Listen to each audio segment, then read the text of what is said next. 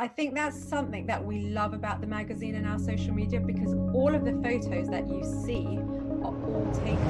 only with phones, and all of them taken by